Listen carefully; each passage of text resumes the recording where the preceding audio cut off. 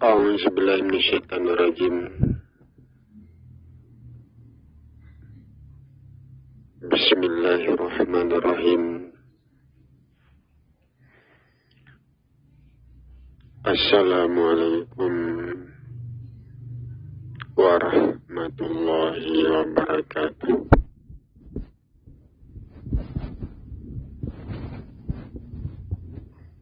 Alhamdulillah. Alhamdulillahi rabbil alamin.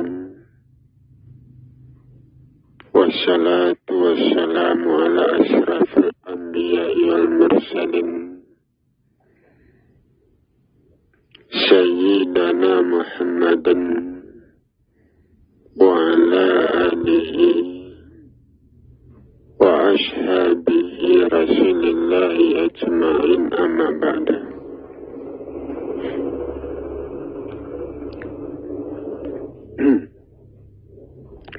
Pertama-tama marilah kita mengucapkan puji syukur kepada Allah, Tuhan yang Maha Besar dan Maha Agung.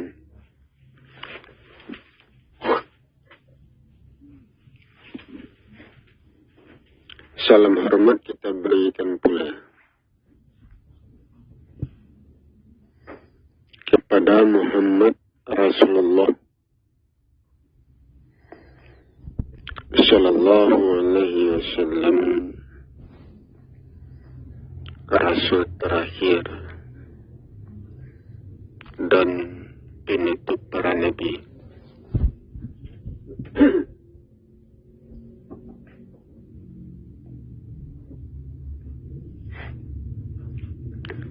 Saudara-saudara kaum muslimin, jamaah yang saya hormati,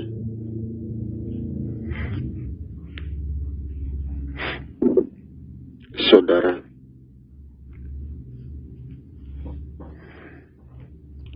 Allah adalah kebenaran, dijadikan Tuhan oleh manusia tempat berpegang teguh bagi manusia.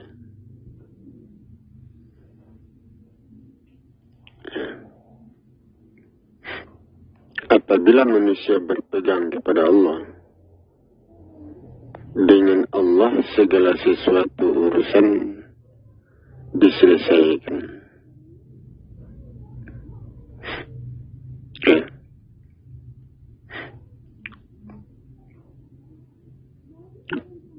Apabila manusia bersandar kepada Allah, Allah memberikan petunjuk, memberikan pelajaran, memberikan ilmu, aturan-aturan.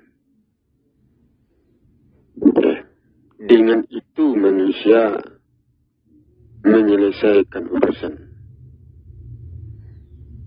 dengan petunjuk yang diberikan.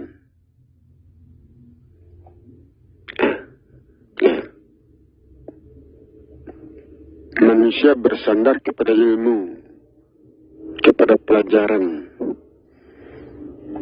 untuk mendudukkan perkara dirinya.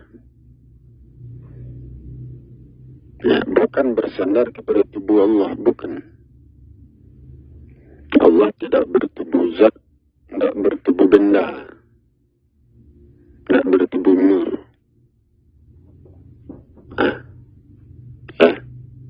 Allah bersandar kepada petunjuk yang diberikan Allah, kepada pelajaran, ilmu, aturan-aturan.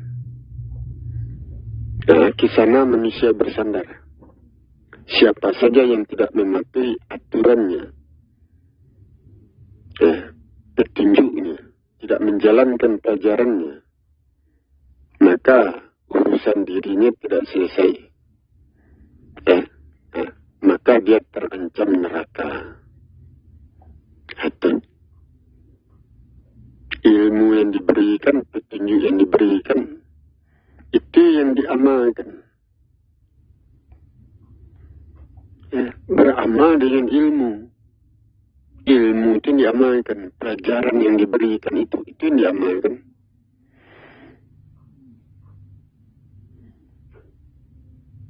Nah itu ya.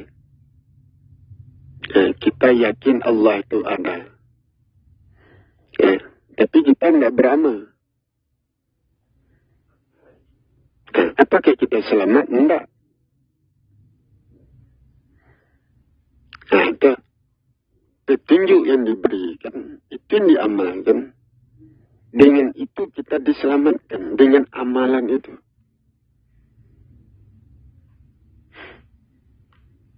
Nah itu dia. Dengan amalan itu, urusan diri kita diperbaiki, diluruskan, disempurnakan. Akan nampak itu.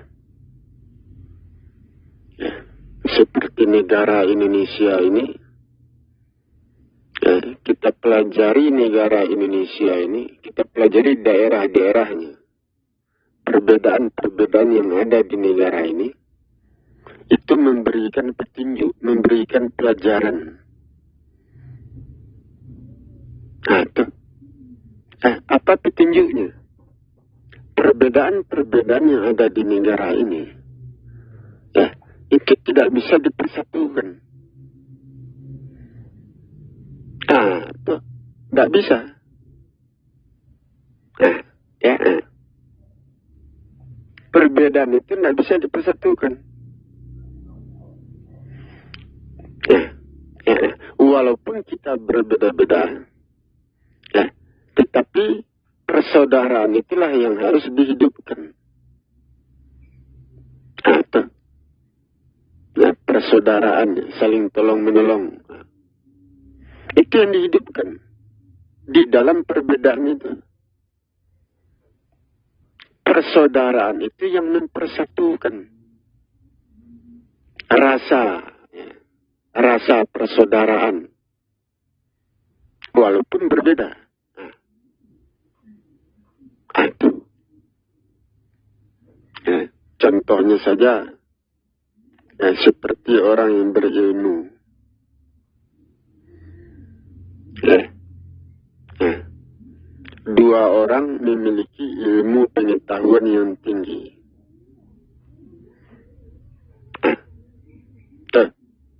Ya, walaupun dia punya ilmu pengetahuan, ya, tetapi hubungannya itu,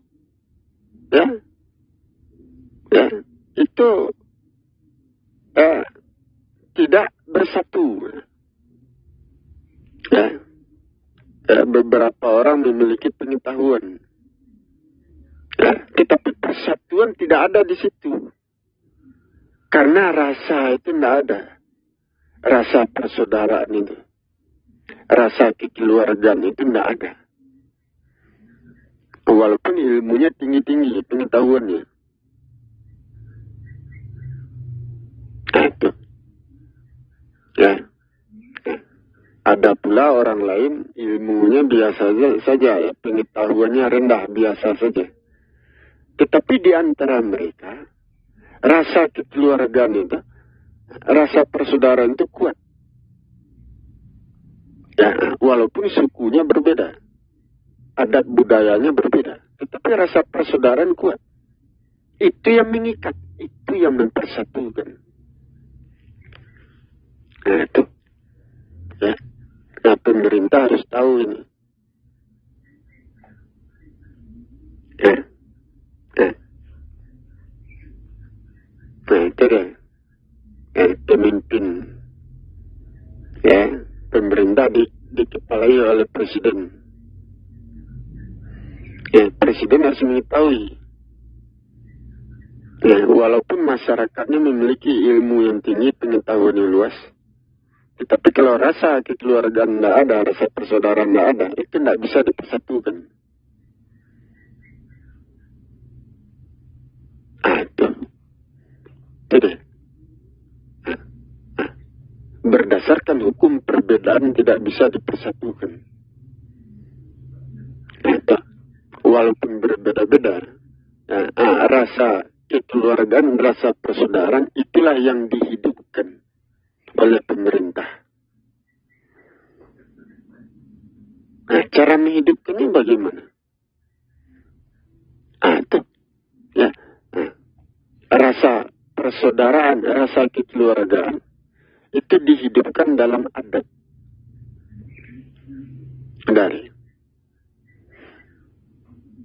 Dalam adat.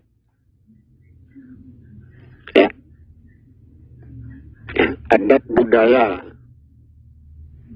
Hubungan kita antara keluarga, hubungan kita dengan masyarakat, hubungan itu kuatnya itu di dalam adatnya. Adat bertetangga, adat berkeluarga, adat bersuku, adat bermasyarakat. Tumbuh rasa kekeluargaan di situ. Tuh. Kuatnya perasaan. Perasaan itu tumbuhnya dalam adat. Adat itu mendekatkan antara keluarga yang satu dengan keluarga yang lain. Adat itu mendekatkan manusia. Seorang manusia dengan manusia lain itu. Adat kebiasaannya. Adat budaya. Itu dia. Kadang-kadang adatnya sama, sukunya sama. Sukunya sama, berada di daerah yang sama, tetapi masih timbul pertengkaran. Itu. Kenapa itu bisa terjadi? Tentu manusia tidak menjalani sepenuhnya hubungan dalam adat itu. Tidak menjalani sepenuhnya. Sehingga rasa persaudaraan itu kurang. Itu deh. Begitu pula dalam agama Islam. Agama Islam itu mempersatukan perbedaan. Itu. Kalau kita pergi ke daerah orang, kita masuk masjid, sholat di situ berjamaah, itu mempersatukan. Pergi ke daerah orang yang berbeda suku,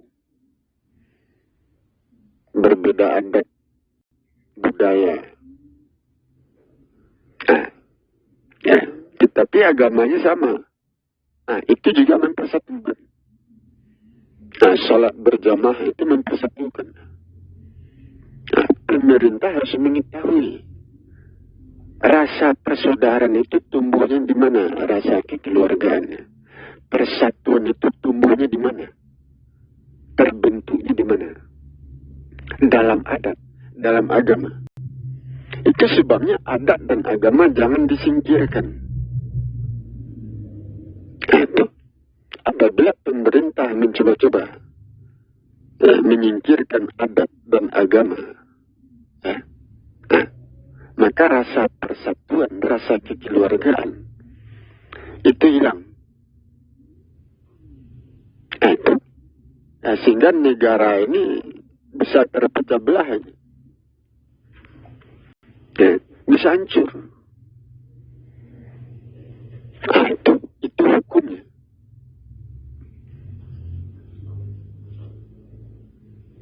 Kenapa itu?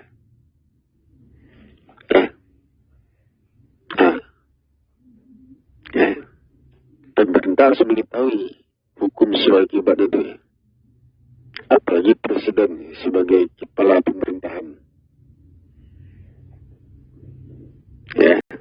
Jangan mencoba-coba menyingkirkan atau menutup jalan bagi adat dan agama untuk berkembang. Jangan coba-coba. Itu sama saja artinya menutup jalannya persaudaraan, menutup rasa kekeluargaan di antara masyarakat. Itu sama saja itu. Itu hati-hati. Jadi Allah memberikan petunjuk. Apabila kita memperhatikan wilayah negara Indonesia ini, dengan itu kita dapat pelajaran petunjuk. Itu. Negara ini memiliki perbedaan. Tiap-tiap provinsi berbeda. Itu dipimpin oleh daerahnya masing-masing.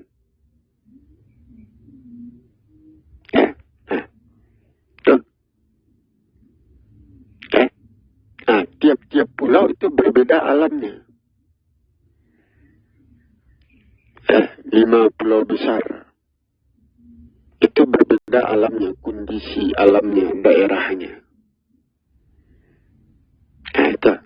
Itu harus ada pemimpinnya yang mengelola daerah itu. Itu 5 pulau besar itu seharusnya dipimpin oleh 5 orang Perdana Menteri untuk mengelola daerahnya masing-masing, untuk membangun daerahnya masing-masing. Itu. Sehingga terjadi pemerataan dalam pembangunan. Itu. Jangan diambil oleh presiden semuanya. Seorang presiden memikirkan 5 pulau besar. Kadang-kadang tidak terpikirkan oleh dia. Kadang-kadang pikirannya condong. Karena dia orang Jawa, pikirannya hanya di Pulau Jawa saja, membangun Pulau Jawa. Condong di sana. Pulau-pulau yang lain tidak terbangun. Itu. Itu sebenarnya 5 pulau besar itu harus dipimpin oleh 5 orang Perdana Menteri. Di bawah kekuasaan presiden. Itu dia. Ada.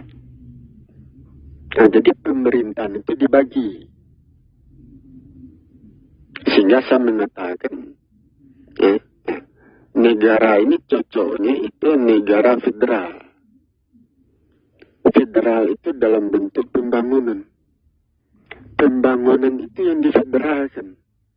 Supaya terjadi pemerataan. Itu dia.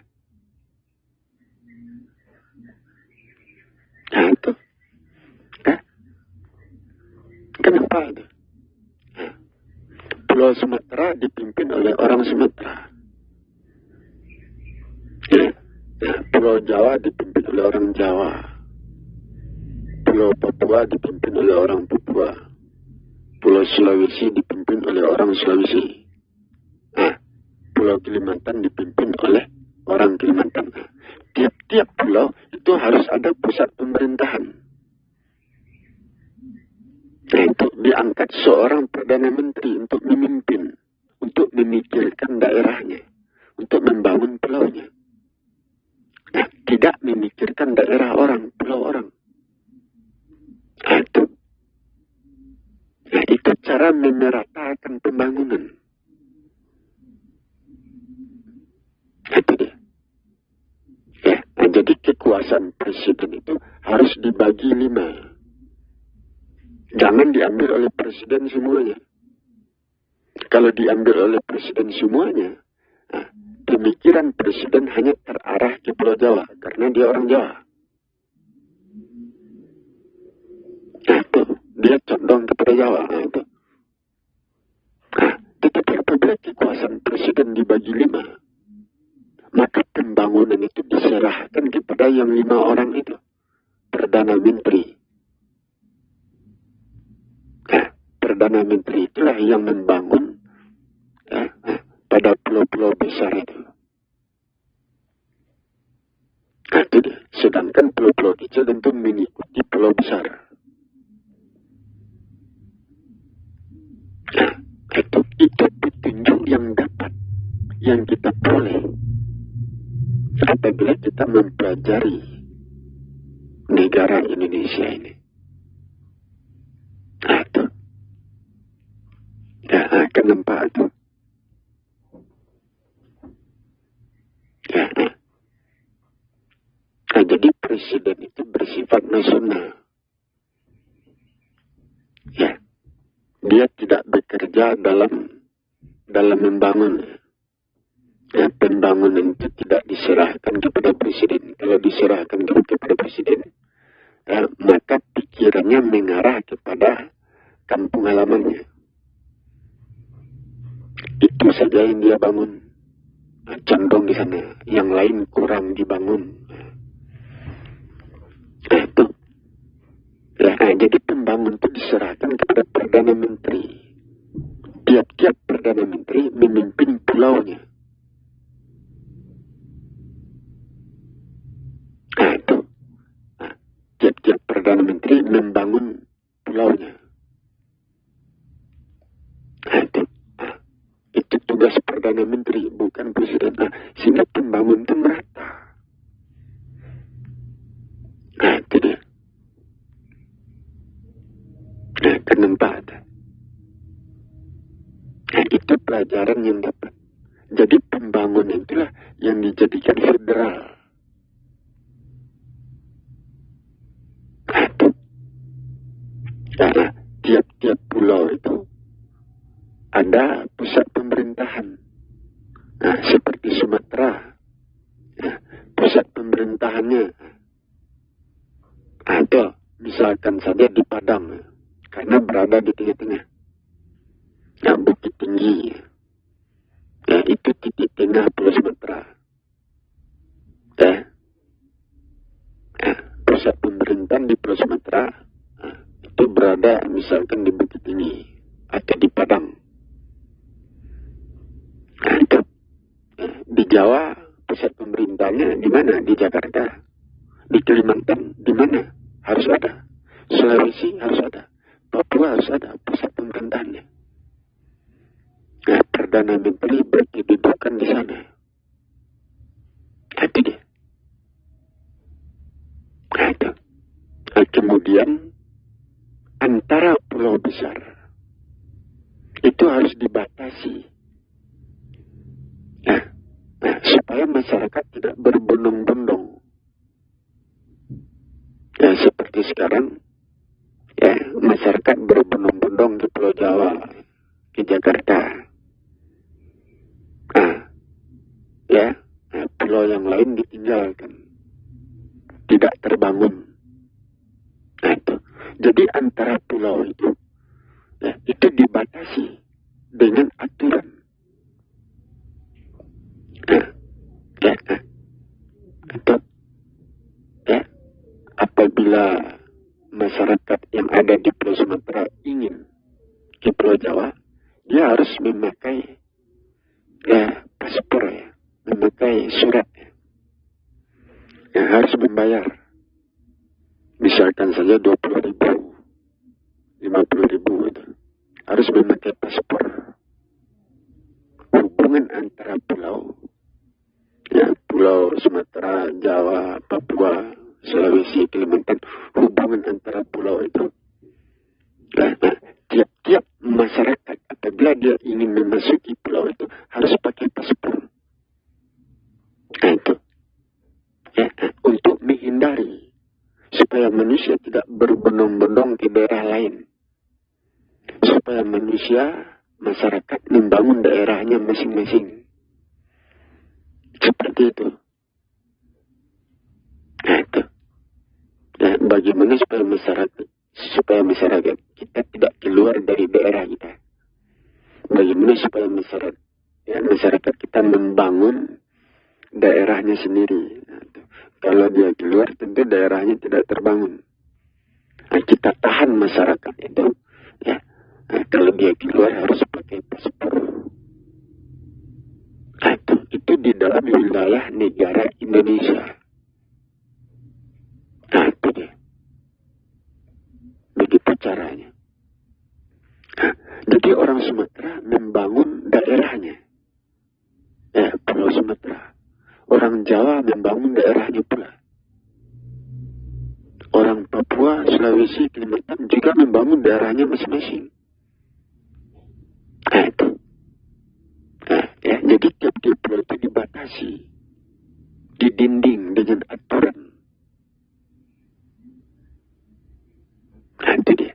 Ya, sehingga negara Indonesia, hubungan antara pulau di Indonesia itu bersifat internasional. Nah, itu. Ya. Jadi tiap-tiap Perdana Menteri harus membangun pulaunya. Nah, itu Perdana Menteri harus memikirkan daerahnya masing-masing. Harus membangun bagaimana supaya di daerahnya itu ada pertanian, ada pabrik-pabrik, itu ada segala sesuatunya, kebutuhan masyarakatnya itu ada di daerah itu. Bagaimana caranya? Itu harus dibangun. Industri atau membangun pertanian. Semuanya harus dikelola tiap-tiap pulau itu. Nah, itu dia. Ya. Nah, itu. Apabila tiap-tiap pulau memiliki pabrik-pabriknya, industri-industrinya, ladang-ladang pertaniannya, nah, itu. Maka di antara pulau, akan terciptalah perdagangan bertaraf internasional. Nah, itu. Jadi, jadi hubungan antar pulau dibatasi. Nah, itu. Orang Pulau Sumatera melakukan perdagangan dengan orang Jawa.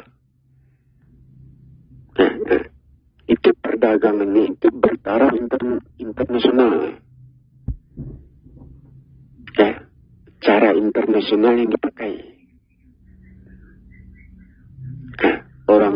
Orang Jawa melakukan perdagangan dengan orang Papua, Sulawesi, Kalimantan.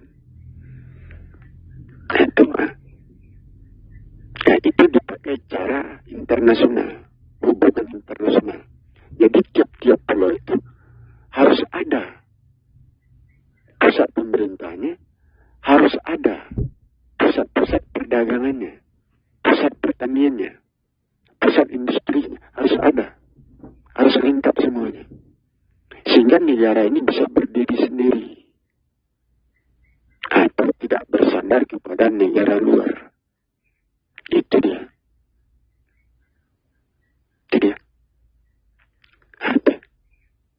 Jadi kalau kita mempelajari perbedaan yang ada di negara ini, maka kita akan mendapatkan ilmu, pengetahuan seperti ini.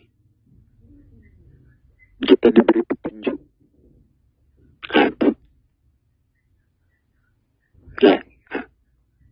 Jadi kita bersandar kepada apa yang ada di daerah kita sendiri, ya. Kita berpondasikan kepada daerah kita sendiri, bukan ke luar negeri, bukan ke negara lain. Sehingga negara Indonesia itu terhindar dari embargo. Kenapa? Karena segala kebutuhan itu ada di negara Indonesia. Itu. Jadi kita berharap negara Indonesia ini, kebutuhan masyarakat yang ada di negara Indonesia ini, itu harus ada di negara ini. Itu dia. Jangan mencari ke luar negeri.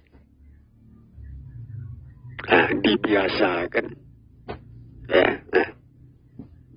Kita mengambilnya ke dalam negeri, mencari ke dalam. Kalau tidak ada di dalam negeri, baru kita cari keluar. Itu dia. Nampak. Jadi itu hukum-hukumnya. Jadi negara Indonesia bisa menjadi negara yang berdiri sendiri. Negara kuat, negara besar. Itu membutuhkan ilmu. Membutuhkan pelajaran pengetahuan yang luas. Itu dia. Ya. Pemerintah tidak mempelajari ini. Tentu tidak tahu. Itu para pemimpin tidak mempelajari ini. Tentu tidak dapat ilmunya. Kenapa? Jadi yang difederalkan itu pembangunannya yang difederalkan. Presiden itu bersifat nasional, Perdana Menteri itu bekerja di pulau-pulau besar itu, di daerahnya. Gubernur, tentu dia bekerja di daerahnya, tingkat provinsi. Wali kota bekerja di daerahnya, tingkat kota. Itu mendudukkan itu, meletakkan itu. Itu dengan ilmu itu. Jadi bagaimana cara Allah memberikan pelajaran petunjuk kepada manusia, kepada masyarakat Indonesia. Pelajarilah segala sesuatu yang ada di Indonesia, maka kita akan mendapatkan pengetahuan untuk menyelesaikan permasalahan di negara ini. Itu dia. Kenapa ada? Saya bisa saja turun untuk jadi presiden, bisa saja, walaupun ilmu saya kurang-kurangnya.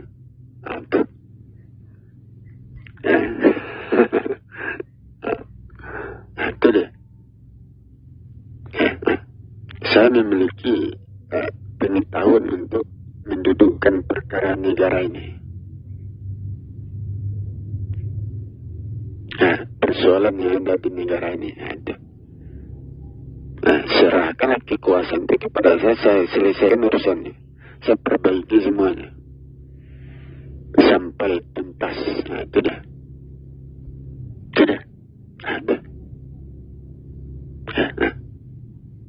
Jadi Allah memberikan pelajaran petunjuk kepada saya, memberikan ilmu. Saya yang dapat pelajaran itu. Yang lain dah. Itu dia. Jadi itu yang harus kita perhatikan. Itu yang harus kita pelajari. Jadi kita dituntut untuk berpikir. Semuanya ada dasar hukumnya. Sebagai seorang presiden itu dituntut berpikir. Berpikir untuk mendudukkan perkara.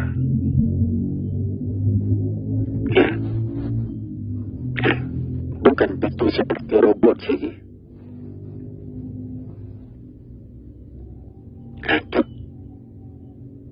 Kenapa?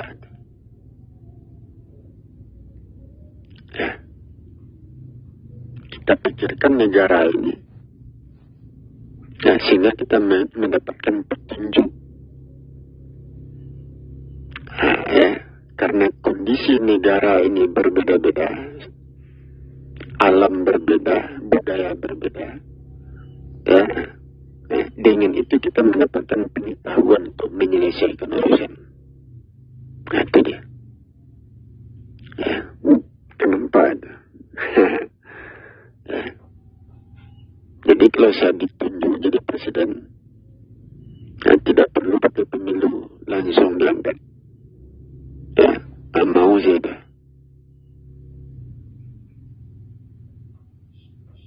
Itu ya. Kalau saya jadi presiden, pemikiran saya berkembang. Itu kalau saya jadi presiden, letakkan saya, dudukkan saya dalam kekuasaan itu. Itu pemikiran saya berkembang untuk menyelesaikan urusan negara ini. Itu. Tentu urusan diselesaikan dengan ilmu, dengan perhitungan. Ada dasar hukumnya. Tentu dengan itu. Jadi Tuhan memberikan ilmu kepada saya. Tentu ilmu itu saya pakai untuk menyelesaikan urusan negara ini. Itu. Itu dia. Jadi itulah yang harus kita perhatiin, kita pelajari, kita pikirin, kita pahami. Saya Aki